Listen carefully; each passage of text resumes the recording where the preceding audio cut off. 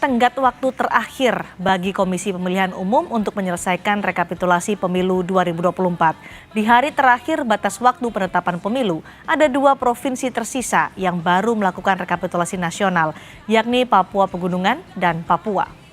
Komisioner KPU memastikan akan tetap mengumumkan hasil pemilu 2024 hari ini. Masih ada proses rekapitulasi nasional untuk 2 provinsi. Rencananya pengumuman hasil pemilu 2024 akan dilakukan setelah berbuka puasa karena KPU membutuhkan waktu untuk mencermati sejumlah dokumen. Pleno selesai, pembacaan hasil dari pemilu tingkat provinsi selesai dan kemudian kita tetapkan selanjutnya tentu kita akan melalui proses atau tahap berikutnya terkait dengan penetapan. Rekapitulasi tidak dilakukan di Wamena, tapi dipindahkan ke Jayapura.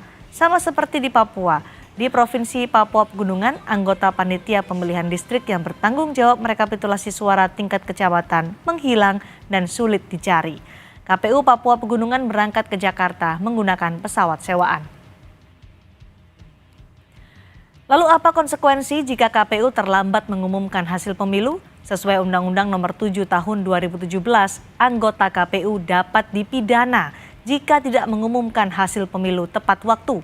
Di pasal 542 diatur mengenai pidana penjara berupa kurungan maksimal 5 tahun, sedangkan denda paling banyak 60 juta rupiah. Rapat pleno terbuka rekapitulasi hasil penghitungan perolehan suara Jelang pengumuman hasil rekapitulasi